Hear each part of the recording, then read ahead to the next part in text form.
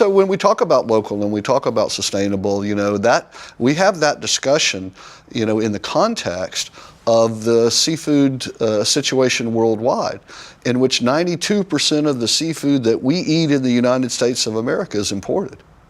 A lot of people don't know that. 50% of that is aquaculture. All right, some of that's better than others, but certainly the quality of aquaculture has come a long ways. And only 1% of that aquaculture is being grown in America.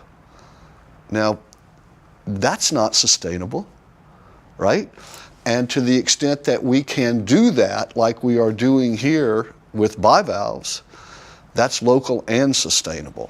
And it's addressing that huge imbalance. And every time that we can take an underutilized seafood like mullet and promote it as the great, super healthy, rich in omega-3 quality seafood that it is, then that is a step in the right direction. And when we can take our other great sustainable native seafood here, like Spanish mackerel, like kingfish, like margate, on and on and on, and promote that and make and have people get educated and understand that that is great center of the plate protein, have restaurateurs understand that they can and should be using that kind of seafood, then you're really starting to move the needle. Again, in a way that shows that what our area is doing to address this problem. We live in the only place in the country that has 3 national estuaries on its boundaries: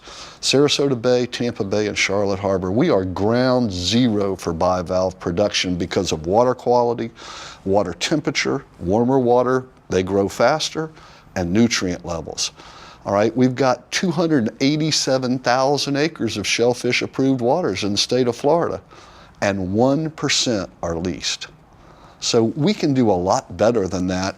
And through the work that we've been doing with Kurt Himmel, I mean, we have the guy here in this area that is producing 60 or 70% of the clam spat, clam seed for the whole eastern seaboard. We've started the Gulf Shellfish Institute now, with help of the Port of Manatee, with help of our local support of our county commission, to be a small footprint hub, not-for-profit, to promote best practices of bivalve aquaculture. And so we think this area can be a hub for that. And I think we're making real progress and on our way in that regard. Aquaculture, some better, some others, in terms of environmental effect. All of it has some kind of effect. Closed pen systems with wastewater, etc. But clams are filter feeders. So every clam filters up to 50 gallons of seawater a day. There is no negative benefit from bivalves. Conversely, there's a positive benefit because they clean water and they promote the growth of seagrass. So it's just a win-win. And it says, again, what our area is about. We want to be known for our clams. Hard-shell clams, everybody knows hard-shell clams. We got a clam that has never been raised commercially before. The Sunray Venus clam. Now, everybody that's walked the beaches of Florida knows them. The shell is oblong and very recognizable because it looks like it has the rays of the sun coming through it. It's twice the size of a hard-shell clam, and it's twice the price now. Meaty, sweet, and it tastes like conch. Our customers love them. We were one of the first restaurants in the state of Florida to serve them. We've been doing them 4 or 5 years now, and that could be a huge opportunity for this area because hard shells have a problem. They don't freeze and open. They have a high default rate for that. So they're going to be short. There's a short distance product, right? You can't ship them long distance. You can't export them. Try to work on that seafood imbalance. Sunray clams will open with 100%. They freeze beautifully. So those are the kind of things that we're doing, promoting our sustainable seafood here, educating people that it's not just grouper that's a great fish or snapper that's a great fish, but there are a whole host of local sustainable fish that we should be eating, what we do with the byproducts of that, how we utilize more of the fish and how we utilize it better.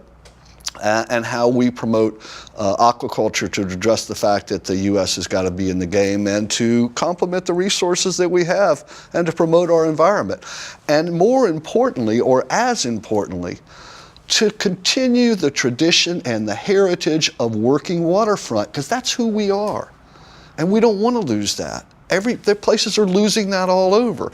And if we do this, if we go to a value-added model instead of a commodity model with the wild sustainable products we have, and we ramp up this great bivalve aquaculture business here, we're going to be a great model.